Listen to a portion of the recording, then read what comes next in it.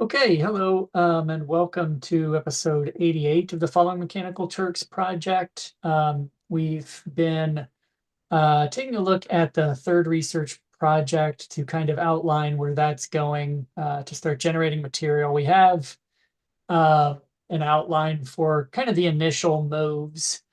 Um, it doesn't get to the actual analysis or the matter of the piece necessarily, but we've been talking about how to set that up, and as usual, it's a productive conversation. The difficulty is anytime we uncover new stuff, and this is such a moving target that it can kind of pull things in a lot of different directions. So Yeah, ultimately, as is the case with any paper, it's like a paper isn't the conversation; it needs to be sort of pulled into a particular line, and then do the job that it needs to do. yeah, Um, so I think today we're going to take a look at some material that Nathaniel you've been generating. We might talk yeah. about potential guests as well. Oh, that's right. Yeah. Um, yeah. So in the notes, I mean, they sort of sat down and started thinking about, some of it at this point is probably just throat clearing, but kind of, what are some kind of initial moves to think about, you know, sort of putting in, sort of articulating a lot of things we've discussed in terms of what rhetoric uniquely brings to bear on this. So, writing up stuff about rhetoric's comfort with artifice, um, and then attempting to um, bring back in the notion of reading. So, kind of exploring reading as a rhetorical methodology for engaging the kind of broader conversation about AI.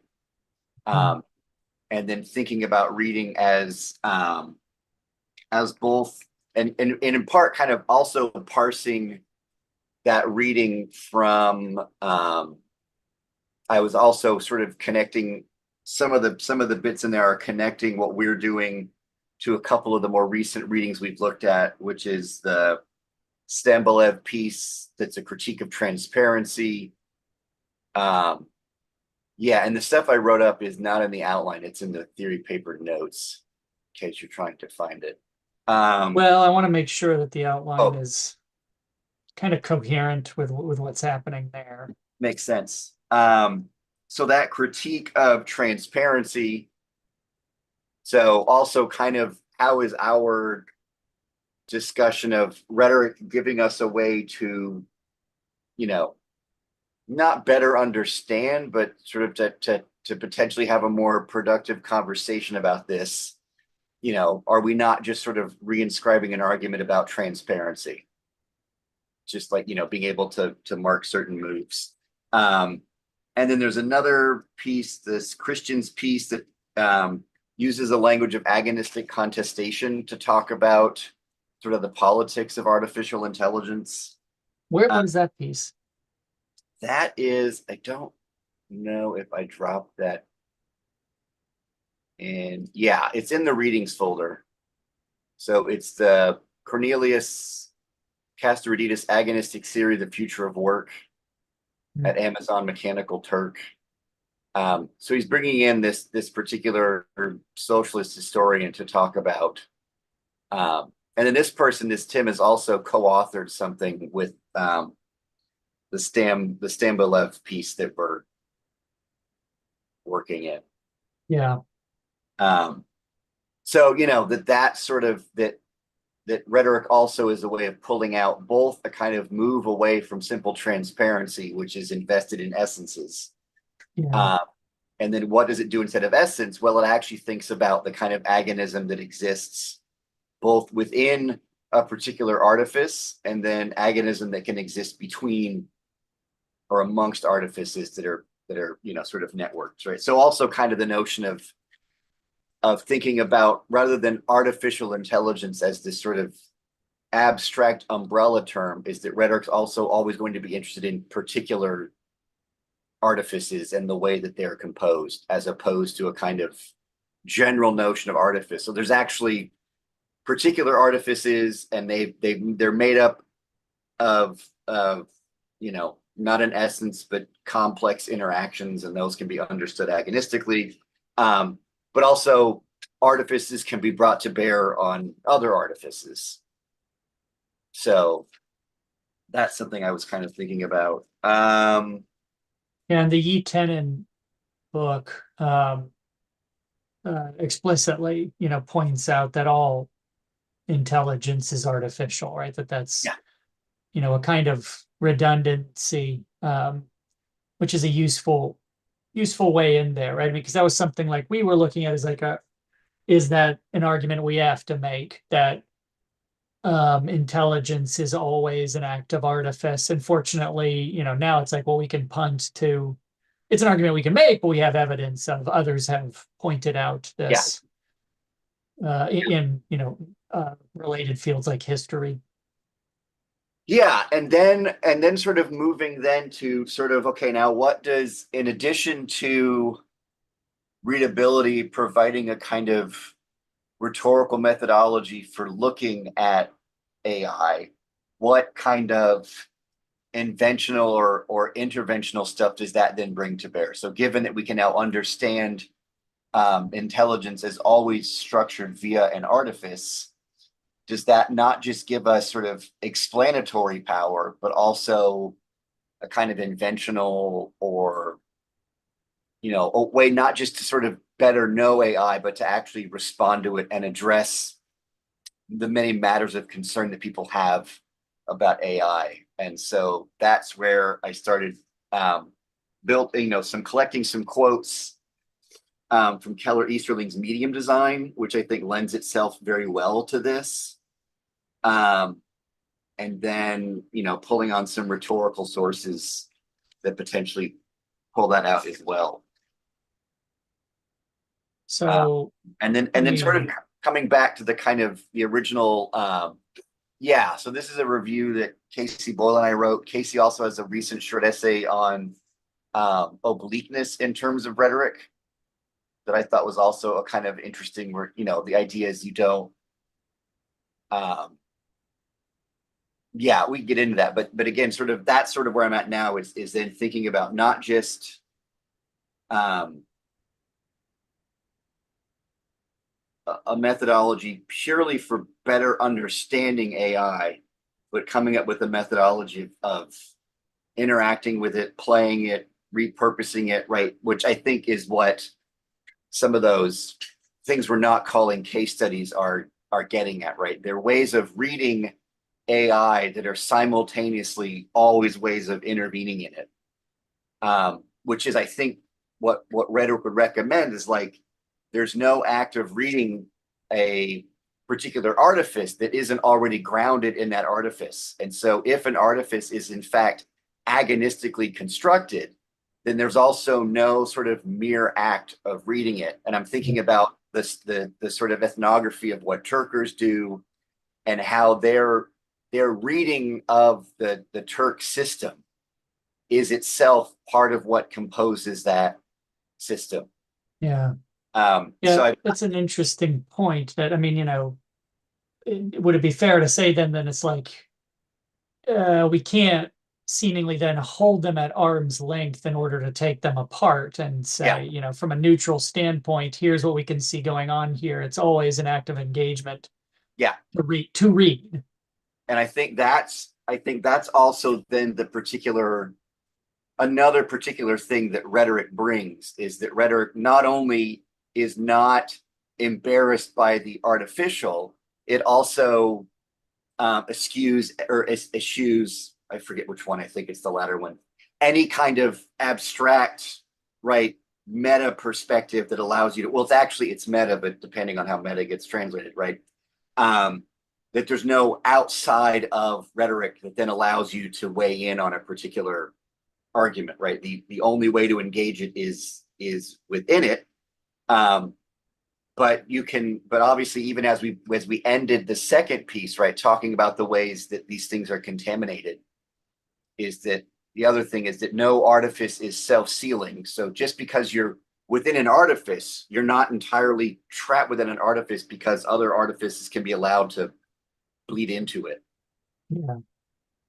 So this line that I like thinking about, like really coming down it, right? I mean, I even was brainstorming this. The long and short of it is that we propose a way of reading inspired by the Turker, a way of reading within an artifice contaminated, and then we would say by the artifice of rhetoric, right? So that rhetoric itself is a kind of artifice for looking at things.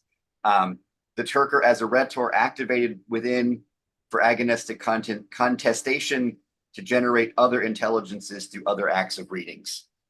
So, and again, that real rough, but kind of thinking about proposing a from the first piece and the second piece, a kind of Turker inspired way of reading within an artifice that's sort of augmented by rhetoric as a particular methodology, right? So the things we might do with these case studies is like, no, like just like some actual terminology, right? So rhetoric provides topoi and tropes. These are Yeah. artifices that give us purchase on artifices. So is there a way of right contaminating those kinds of things? So, but really trying to write about this in a way that avoided reading as this outside activity that that aims at right. And anytime I did Encryption. right, and then I think then it runs the risk of like, well, aren't you just arguing for just another kind of transparency that Mm. ends up essentializing the artifice because this is an artifice engaging in deception. The core of it is deception. Well, Yeah. no, right. So it's thinking about a way of that any way of engaging an artifice is only going to be inside of that artifice, which is kind of our original MO for the way that we did the first two pieces. Yeah. That you have to interact with it in order So to. it's we're doing theory about artificial intelligence from within a particular artifice that teaches us how to do that, and that's the Turker. Yeah. I mean, I think that's interest. That's an interesting way in. I mean, I suspect then some of the prep material we have in the outline might be shorn away, right? Because it's kind of maybe too far. We might have a cute anecdote at the beginning, Yeah, I but I really been thinking to trying to save the chess. the chess stuff because I there is think the chess. Well, I was just going to say, I think that we can save even, not even on merit grounds, but the idea that since this is intended to be a cycle and this is the last piece, it's like, well, return where you start, you yeah know? it's compelling to do that, and I'm also thinking about is there a way that because I wrote that was the I popped it in the readings folder, I think, or put it in one of those. Yeah. The talk I gave at the Society for Literature, Science, and the Arts. I also gave it as a talk on campus because I was doubling up. Um, and that might just be that's just in the main folder. Um, It's it's this thing, right? yeah. I was Is gonna move this because I was like, this should be in readings, but I didn't want to screw with the organization without telling no you. well, and it probably should be in the readings, but there were probably a part of me it's like, no, readings are other people's stuff. Like it was I almost like a know. which I hadn't earned it hadn't earned a place in the readings folder yet because it was just some gibberish that I had done.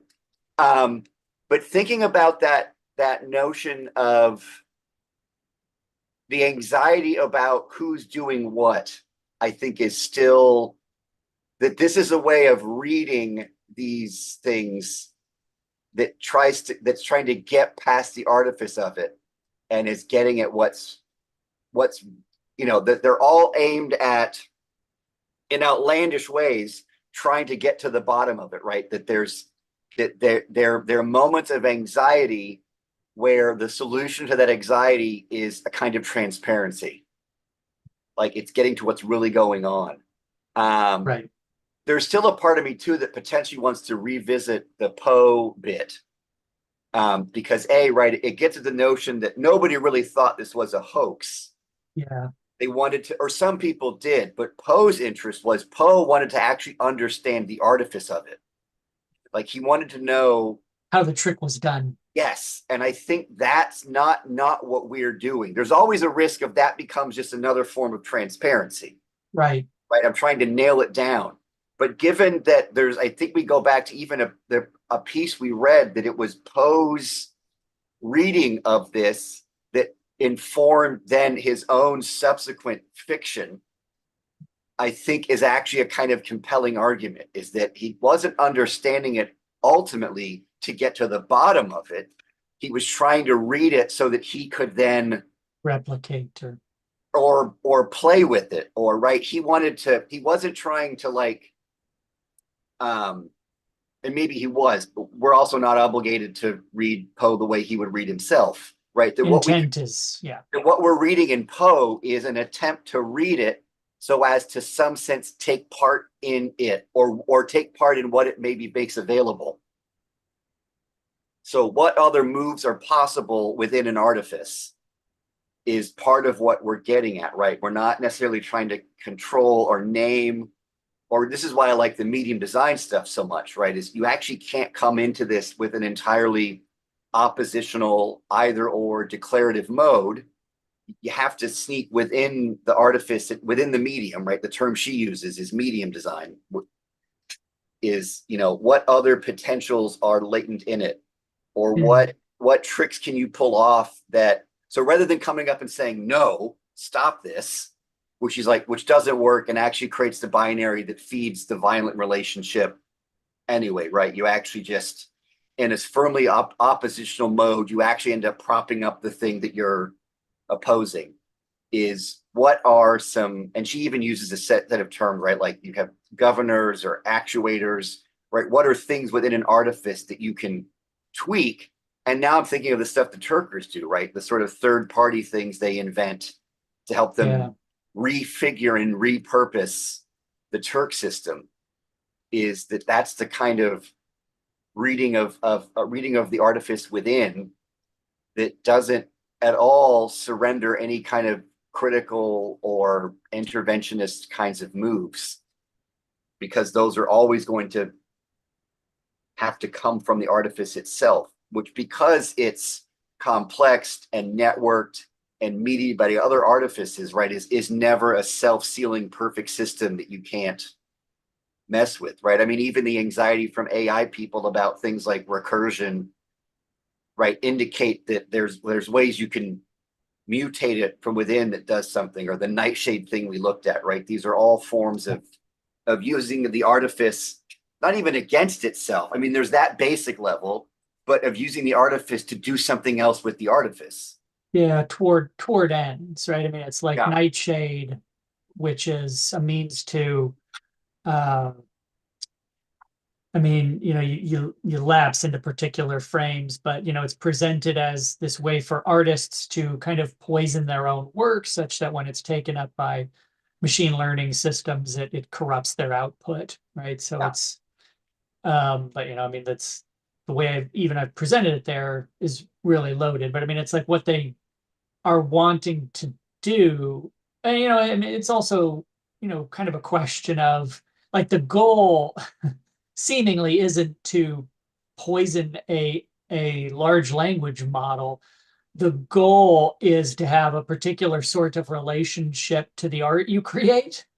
And it's Yeah. like, you know what Yeah. I mean? And it's like, this is, all means and ends are the same thing, but it's like, the end isn't poisoning the LLM. Seemingly the end is, I want this relationship with art, and this is the way for Yeah. that to occur. Yeah. No, and that's right. It's one, right. It's one sort of artful practice intervening into another. But right, Mm. but it changes it both ways, right? The artifice of the artist doing their own work becomes sort of cross-pollinated by the artifice they're trying to mess with in some way. I mean, it's kind of similar to I think it's the Antonio Bird piece about large language models. And one of the arguments he makes is just understanding now that when you write, what you write becomes something that a large language model is trained on. I mean, it's a kind of like almost like long-term glacial understanding of that, but like there's a kind of part of that argument is just be like, remember, every time you're mean on the internet, you're teaching something to be mean 5 years later. I mean, that's not what he argued. I mean, it's a really simplistic argument, but it's I think it's similar, right? Knowing that your own practice of writing online is in part a way of shaping an artifice of an LLM to come, right? So there's Yeah. all sense in which there isn't any activity that you're doing that isn't in some sense precipitates out into. Yeah. And where is it? Because shoot, I can't even remember what project this was for, but I have some material about that point, particularly like pedagogically. It's like why uh, why you need to get your ethic online because it's it's like LLMs are being trained on the material that's there that has a lot of potency. Therefore, you need to have your material. Oh, it was for my wasted memory piece. You need to have your material out there for more than just kind of like personal ends. It's like you know the the hegemonic consciousness that is emerging from LLMs is trained on the material that is there. So if Yeah, your material is not there, uh, the ethics are going to be coming from other sources. Right? I mean, it's like, and to put it in stark terms, it's like, I mean, the internet is a fucking dumpster. Do you right. really want the global consciousness to be pulling its ethics from what the internet is right now? Right. So Yeah, it's almost sort of this like moral imperative of sharing your work conscientiously, yeah, because we're training a child yeah, yeah. always. Don't fight in front of the kids. No, this is so Jim Brown we've had on before, but he has this piece um that I'm making a scan of it to share with you because there's another piece in here about collateral writing, which looks at mechanical Turks and how it was used to for literary production. So that the famous the what was it called? Basically, with the guy that did Moby Dick, but written entirely in emojis. That work was done by Turkers. He actually paid Turkers to help you do that. And there's a couple other um, Also, by the way, writers. what I was referencing, yes, is Antonio Bird's truth telling. Okay, We were okay, talking about the same same thing. thing. Yeah, yeah, that sounds about right. No, but Jim, who we've had on before, has this piece on rationed expression, and it's basically making a similar kind of argument that on the internet now, like expression is actually the predominant mode of production. So he's kind of getting at it from he uses Mark Fisher's capitalist realism to kind of write about that the way that rationing will have to work, um, and does some really interesting stuff around the idea of uh, oh I should have had some pull quotes, but it's a similar kind of way of thinking about um, yeah, right. However, rationing might be the core practice of a new collective subject that does not slot so easily into a system that calls for individual users to produce more, express more, to take on the problems of a toxic network through individual acts. So he also kind of sees it as a kind of collective practice. So the idea is you don't make the internet a better place by having to constantly go in as an individual and moderate excessive amounts of expression. They can always be churned out and value abstracted from them. That's interesting, because part simmering under the piece, the Latorian memory piece I did for your and Paul's collection, Yeah. was this notion of lethe, right, or of forgetting. And I Yes. think a lot of Yeah. it got cut, but there was a lot about, there was a smattering about, both how like personally, the ability to be forgotten will increasingly be a privilege. Yeah. That what was it? I think I said something like confidentiality is the new publicity or something like that. That we strove so hard to become famous. Soon enough, the goal will be the opposite: to be able to get out of the eye.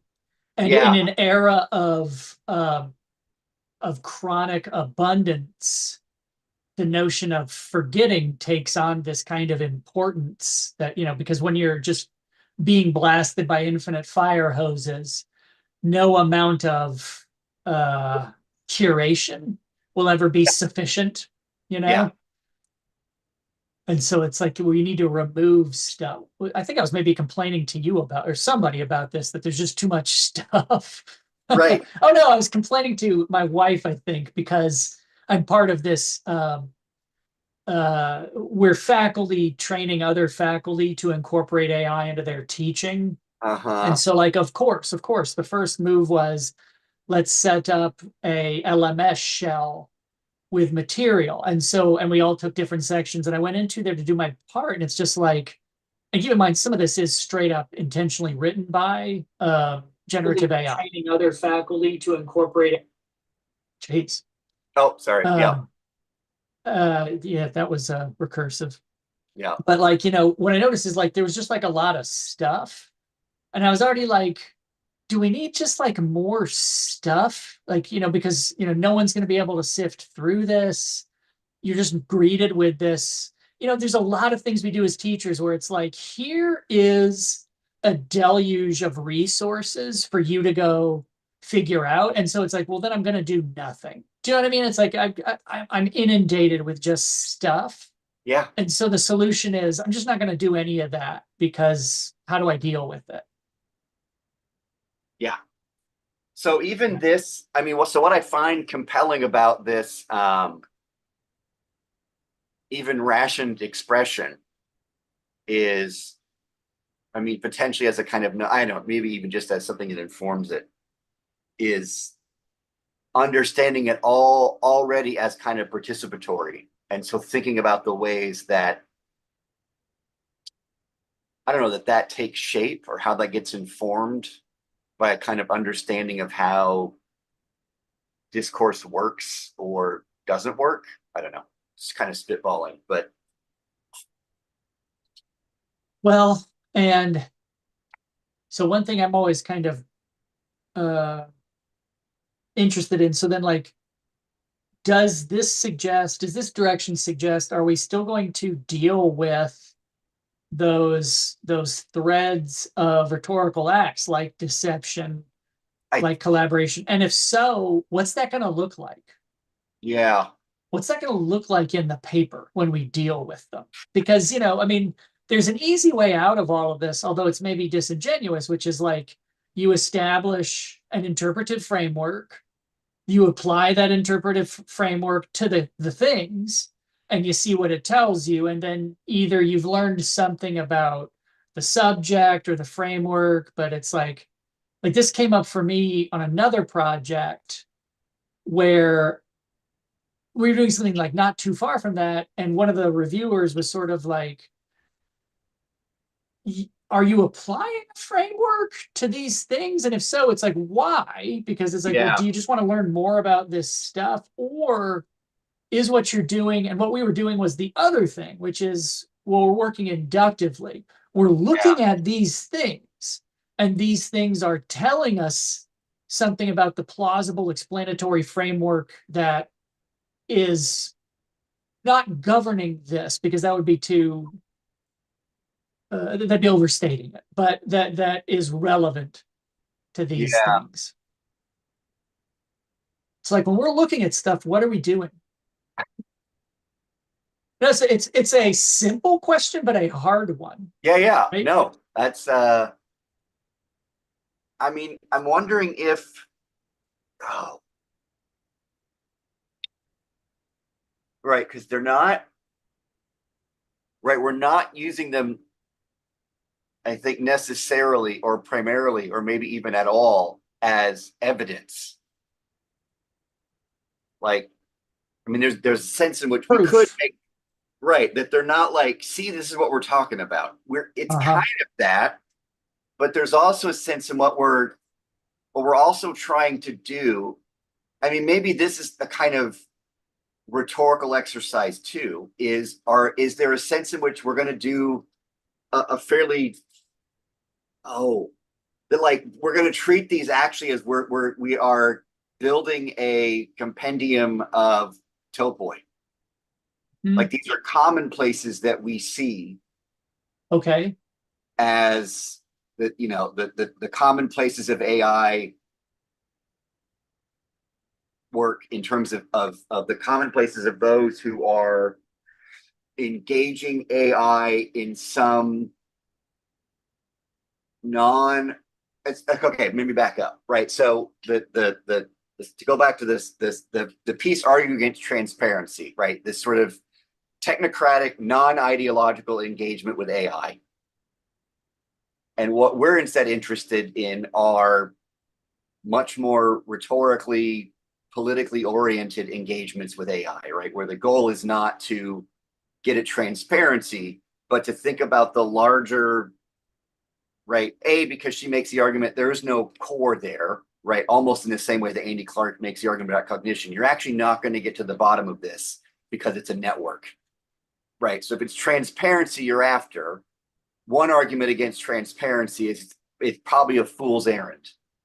But also when you go on that fool's errand, you're gonna have to bracket off all of the complex socio-political economic things that are getting at that.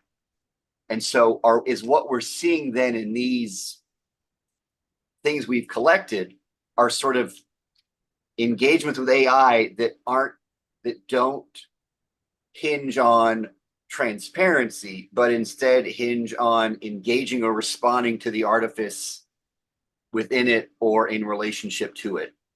And those are then what we think are productive commonplaces to trace or mark or whatever. Yep. You got a visitor. Ooh, is this for me? Oh, you're the best. And I like that you're wearing like a dress as you bring me fruits. All of a sudden, I'm in the zone of interest. Um, anyway, that's Scarlett, everybody, who's normally not Um, nice. so, Who's normally not this nice. Okay, yeah. So hold on, but yeah, I don't know. Like, are maybe are we describing these as possible topoi? I don't know. Maybe that's so they're not evidence. They're not things that we're unpacking. Is that we're basically it's a compendium of here are ways in which people are engaging AI, reading AI in ways that we think is more productive than an essentializing transparency oriented practice of whatever. yeah, I mean, potentially. I mean, and I think then we'd have, excuse me, we'd have to be conscious of explicating. I mean, partially this might be audience because you may not have to for the kind of audience that would be interested in this work, but uh, well, but that actually speaks to the question of who is this piece for. Right. But you know, parsing or separating a topoi from uh, like a kind of template where Mm, it's like where it's like, oh, in a sense they are, but the idea is that they're potentially inventional heuristics because there's a way to view a topoi as an ungenerous way of viewing it as just another transparency. It's like, well, this is the actual right. form Yeah. that this lapses into, right? I mean, it's like how to Yeah. five paragraph essay. It's like it becomes codified and ossified. Yeah. No, and This that's is comparison contrast. So, no, and that's precisely when I was writing up these original things like worried about. I would start writing like, am I not just reintroducing another kind of transparency? I mean, I wonder yeah. if is that we are.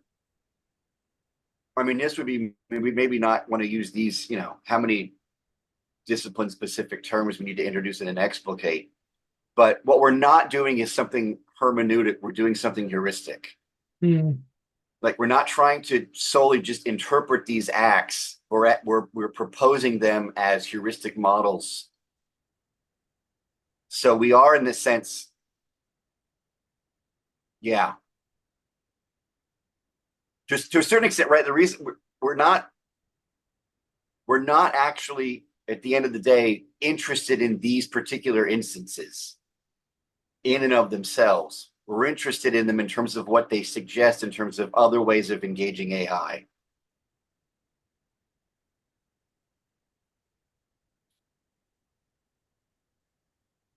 Yeah, right. So there's something, I don't know, generalizable or something that has a utility beyond the specific cases here. Right.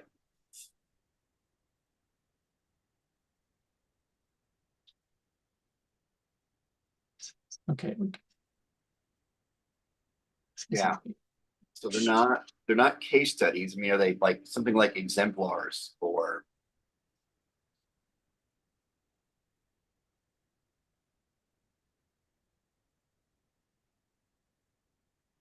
yeah.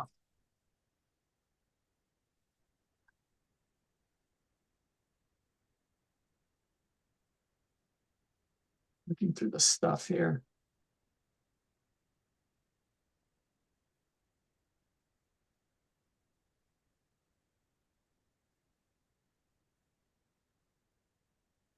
And what would be, do you think, the value of this kind of approach? What do we get out of it that we don't otherwise? I mean, potentially it sidesteps the problem of trying to ultimately resolve essence, which can be possibly a pointless endeavor.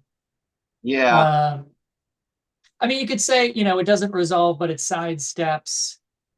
Again, this is something, it rhymes with something I'm doing in another project where we're dealing with things in binarity, right? Where it's like, well, the one we're kind of principally looking at is like if something is real science or pseudoscience. Mm-hmm. And so one thing we're discussing is ways not to win that, which it's not clear you can do, but just not have that particular argument where it's like, um, labeling something as pseudoscience isn't going to, what it'll help you do is uh, beat someone over the head with it, right? Right. But what it's not going to do is solve that dispute, right? Ever.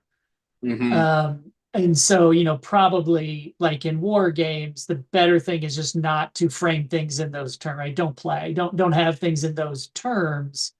And so we're like, well, so can we move away from a binarity of, in this case, it's rooted in like truth and lies. That tends to be what the distinction between science and pseudoscience. Yes, but one is right and the Yeah. other is deceptive, right? And it's like, Yeah. well, are there ways potentially we can approach that? I mean, similarly, perhaps if we see the value in this as getting away from just labeling or even trying to determine it's like, well, what is artificial intelligence? It's like this maybe not, I don't want to say it's not, there's no point to it because it's like there can definitely be some Right. purpose, even if you don't resolve it, there can be definitely, I mean, there are definitely effects that Yes. you can see as good or bad to that.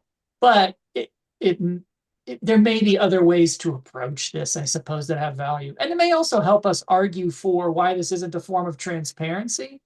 Yeah. Is we're not saying this is how this is. We're saying there's value in doing what we're doing. And this is the value.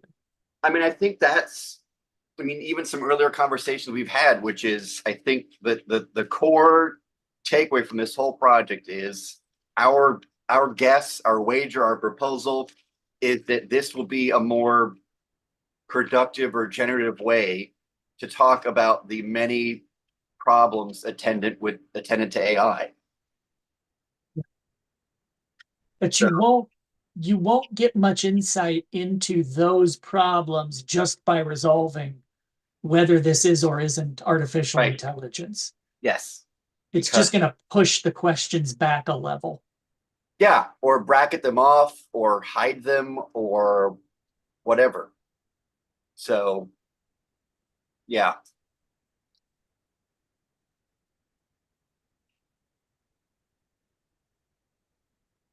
So, I mean, what would be interesting would be, I don't know, maybe we're in a position to do it. I don't know. To look at, whatever we're going to call these, and we're using cases because we just don't have the grammar to really do it. But like, look at some of these and see, like, what would we say about them, as just sort of like uh, a pilot or whatever,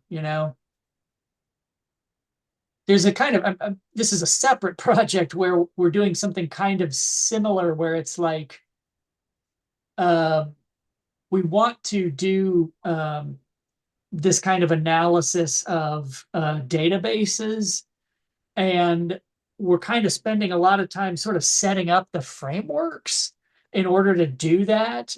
And I feel like we're at the point where it's like, well, let's just do one and Yeah. then kind of backfill. It's like, how did we get here? Yeah. Yeah. Yeah. You know, Which is, I mean, that's how we've done some, I mean, I think we've gone on a lot about our own methodology of like, do it and then retroactively call our shot. well, and there's, from a methodology perspective, it's possible to see that as unethical because it's like, there are definitely methods where um, it could be seen as like cherry picking or putting your thumb on the scale, where it's Yeah. like, well, no, you have to set up the experiment and then you run the experiment and then you get the results. But it's like, yeah, but this isn't an experiment.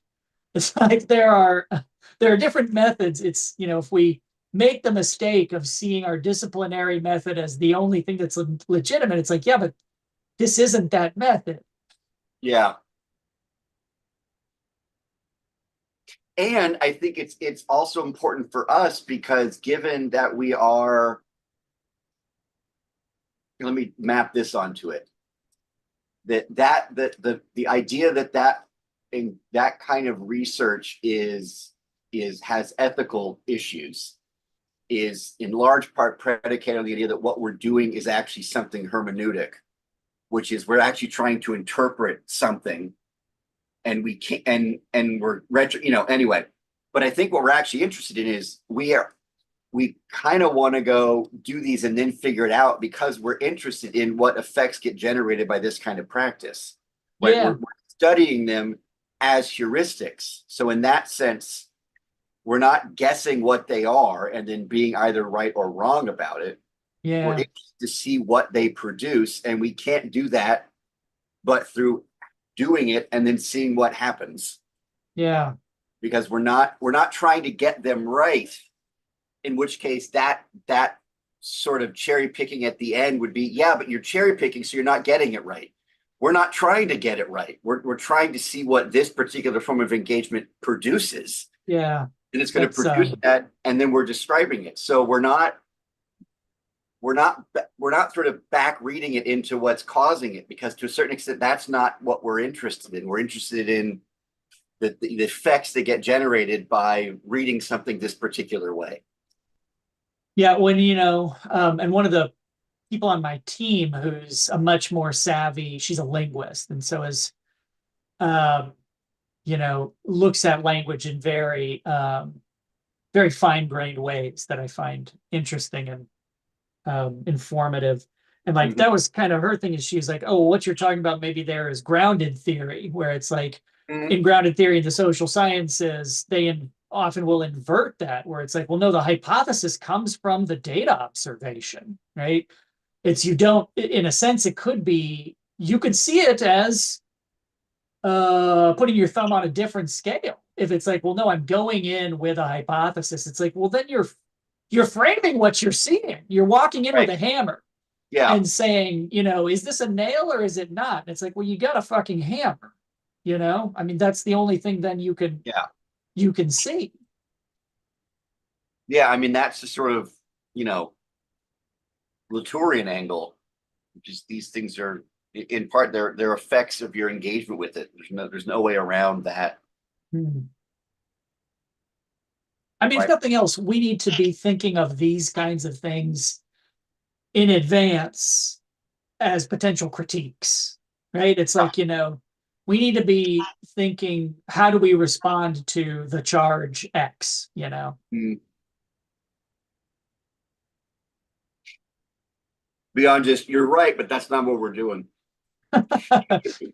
which is often the truest, but the thing you can't say, right? As I said, one of my things is like, well, it sounds like your critique is, why didn't you write what I wanted you to write? And it's like, well, Uh-huh. you do that, Yeah. you can still do that.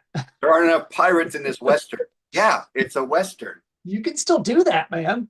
Uh-huh. Yeah. Yeah. No, I like to tell reviewer too. You're not wrong, Walter. You're just an asshole. Well,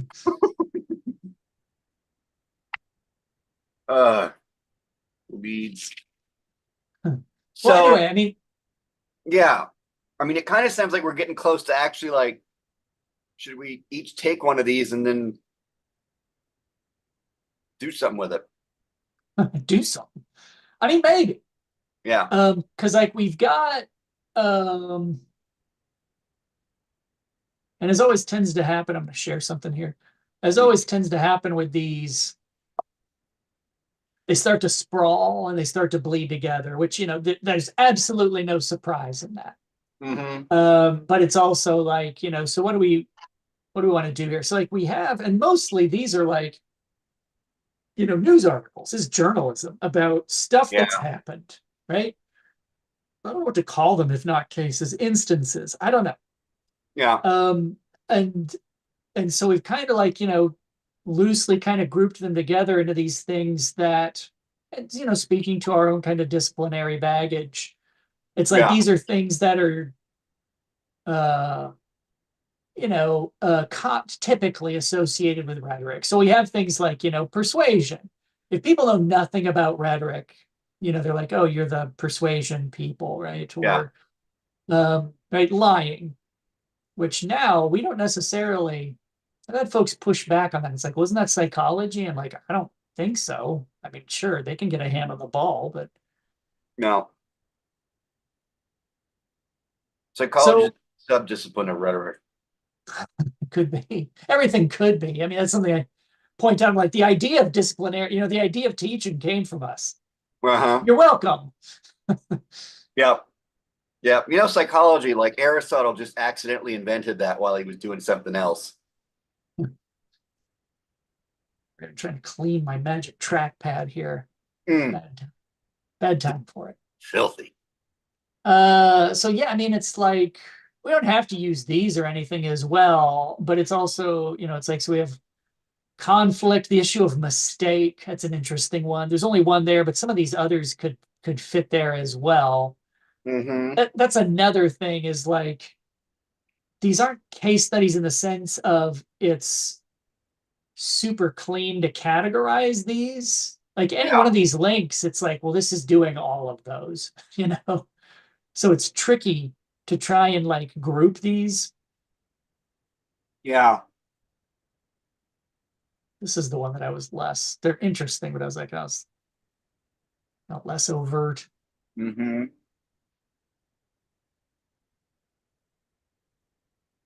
I mean, it might be valuable to look at them. Yeah. Do we have enough of an understanding of the ways in which we're observing them? Or would our looks at these things be wholly disconnected from each other? Yeah.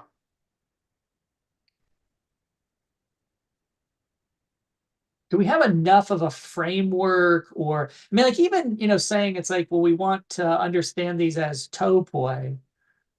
Do we have enough then, or do we need to identify some terms or a framework or something that it's like, so these are the ways in which we're observing or whatever? Yeah. I mean, I wonder if just the broad sense in which we want to,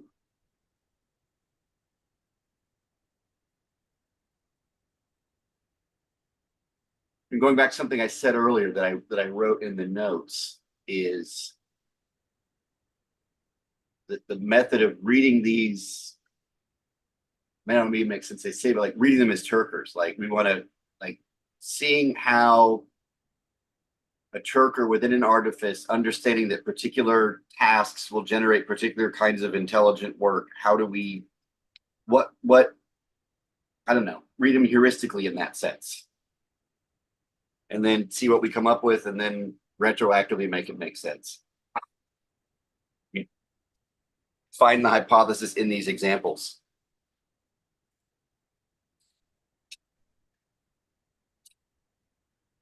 Yeah, well, I mean, because like what we have there now, even something like, even using readability, in what ways are these readable? I mean, one we have there, although we might be moving away from it, is how these are taskscapes, right? So it's like, Yeah, I mean that's I make reference to that in this sort of jumbled up introductory material. where is that material, by the way? It's in the notes, third product notes. So it's the new stuff I added is below the outline paragraph. So it starts with, we don't need definitive statements about artificial intelligence. We need indefinite actions within artifices of intelligence.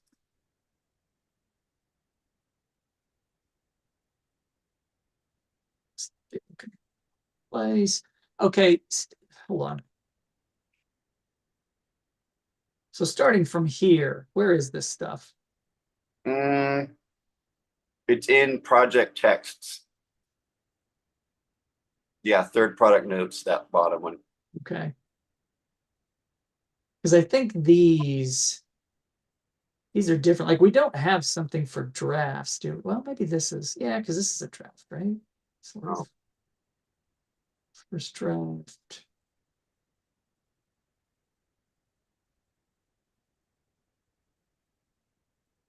Yeah, I guess this is where this would go.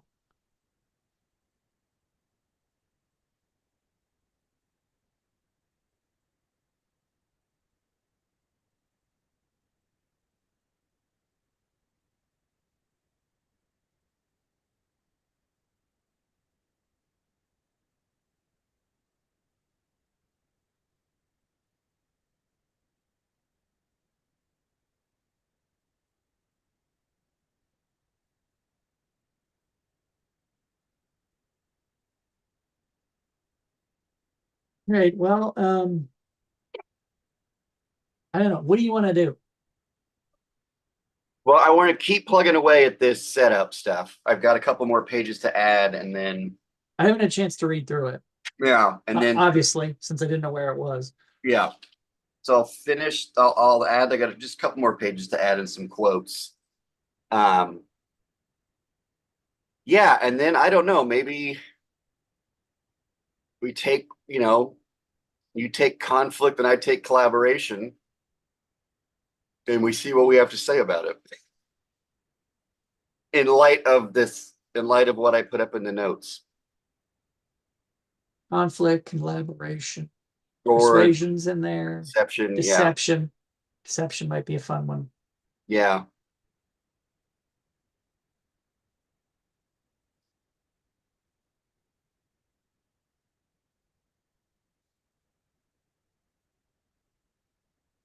Okay. I mean, yeah, uh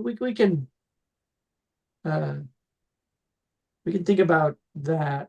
Yeah. Um, and we were also talking about potential guests. It wouldn't hurt maybe to Oh have yeah. some folks. Yes. Um, Maybe we do you have can, any other ideas or for guests. I mean, I think we can ask. I mean, I followed one of these people on the Twitters.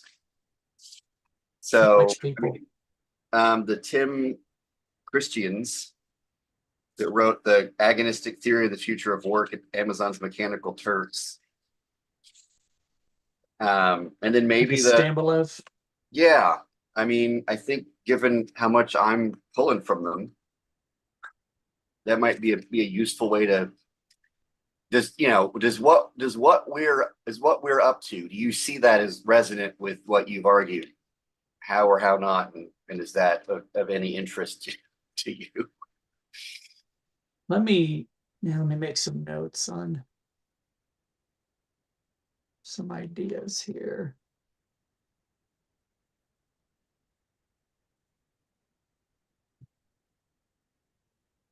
So you're still on Twitter/X, huh? Yeah, but it's to the Haven't point given now up. where I get notifications and it's spam. So that's how I know I've been away for a while when they do Mm. these ham-fisted ways to get you to come back.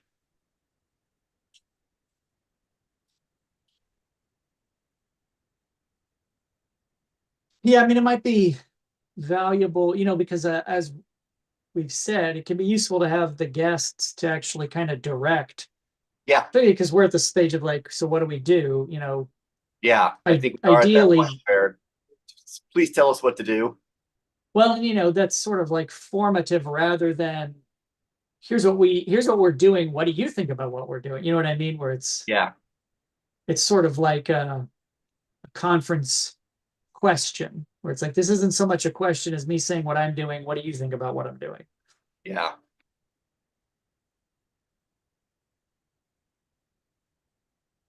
Okay, so I'll send out those two invites. I got a third that I could Okay. fire off. Yeah. Okay. So let's do that. It's on Let's my to do. solicit some guests, and then I would look at the deception stuff, if only because I wrote that thing on deception, so Yeah, why maybe not? I'm primed to because that thing I did about deception is, I think, resonant here in terms of its looking at deception in terms of its um looking at deception ecologically. Like, how do you think about deception without recourse to like an intending subject, which is most of the discourse around deception or lying, can only identify deception or lying based on an intentional individual meaning one thing and saying another, and are there other ways Yeah, about how deception emerges, ways of talking about deception without the sort of subject as its horizon. yeah. I mean, I think there's some interesting stuff here with either conflict or collaboration. I wonder, would conflict and deception? No, they wouldn't necessarily overlap because you can deceive in order to persuade, for example. It's not necessarily conflict if you're lying to get somebody to do Yeah, something for you. That's not necessarily conflict. Whereas some of these other pieces are sort of like acrimonious disputes. yeah.